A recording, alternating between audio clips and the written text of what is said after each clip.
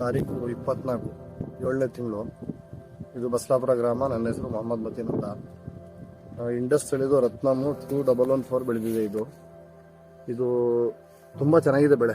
ಈಗ ನೀವೇ ನೋಡಿ ಕಣ್ಣಾರೆ, ಒಂದು ಗಿಡದಲ್ಲಿ ಮಿನಿಮಮ್ 1 kg ಮೇಲೆ ಇರೋದು.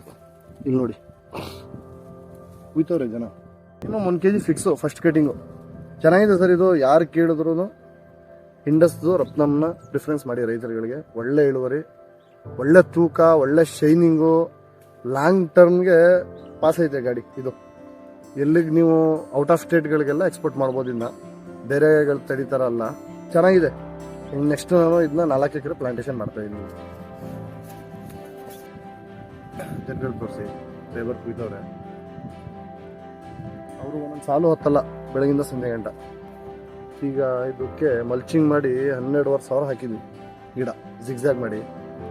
ಈಗ ಆಲ್ರೆಡಿ 7 ಟನ್ ಕಾಯಿ ಕೂದಿದ್ದೀವಿ ಫಸ್ಟ್ ಕಟಿಂಗು. ಇದಕ್ಕೆ ನಾವೇನು ಮೇಂಟೆನೆನ್ಸ್ ಮಾಡಿಲ್ಲ.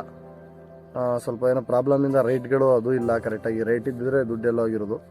ಮೇಂಟೆನೆನ್ಸ್ ಸ್ಪ್ರೇನೂ ಕೊಟ್ಟಿಲ್ಲ. ಸ್ಟಾರ್ಟಿಂಗ್ ಸ್ಪ್ರೇ ಕೊಟ್ಟಿದ್ದಷ್ಟೇ. ಫ್ರೂಟ್ ಸೆಟ್ಟಿಂಗ್ ಆದ್ಮೇಲೆ ಸ್ಪ್ರೇನೂ ಕೊಟ್ಟಿಲ್ಲ, ಏನೂ ಕೊಟ್ಟಿಲ್ಲ. 7 ಟನ್ ಆಗಿದೆ. ಇವತ್ತು ಮಿನಿಮಮ್ ಒಂದು 3 ಟನ್ ಆಯ್ತದೆ ಕಾಯಿ ಕುಯ್ತಾ. 20 ಜನ ಕಾಯಿ ಕುಯ್ತವ್ರೆ. 3 ಟನ್ ಕಾಯಿ ಆಗುತ್ತೆ. ಹೆಂಗೆ ಹೋದ್ರೆ 10 ಟನ್ ಫಸ್ಟ್ ಕಟಿಂಗು. ಈಗ ಸ್ಪ್ರೇ ಕೊಟ್ಟು ಮೇಂಟೈನ್ ಮಾಡಿದ್ರೆ ಇನ್ನೊಂದು 10 ಟನ್ ಕಾಯಿ ಬರ್ತದೆ. ಆದರೆ ನಾವು ಮಾಡಿಲ್ಲ, ಸ್ವಲ್ಪ ಏನೋ ಕಾರಣಾಂತರಗಳಿಂದ. ಆದರೂ ಗಿಡ ಸಖತ್ತಾಗಿ ಬಂದೈತೆ, ಮಲಿಕೊಂಡೈತೆ. ಕಾಯಿ ತೂಕಕ್ಕೆ ನಾವೇನು ಬಗ್ಸಿಲ್ಲ. ಇದು ಇದೇ ಬಗ್ಗೋಗಿರೋದು. ತೋರಿಸಿ, ಇದು ಎಲ್ಲ ಅಲ್ಲೇ ಗಿಡ ಎಲ್ಲ ಬಗ್ಗೋಗಿದೆ ತೂಕಕ್ಕೆ. ಆ ವೆಯ್ಟಿಗೆ, ಮೆಣಸಿನ ವೆಯ್ಟಿಗೆ ನಾವು ದಾರ ಎಲ್ಲ ಕಟ್ಟಬೇಕಾಗಿತ್ತು. ಪೂರ್ತಿ ಗಿಡ ಎಲ್ಲ ಬಗ್ಗೋಗಿ ಬಿದ್ದೋಗಿದೆ. ಒಂದು ಗಿಡದಲ್ಲಿ 2 ಗಿಡದಿಂದ 1 ಬಕೆಟ್ ಕಾಯಿ ಆಗ್ತಿದೆ.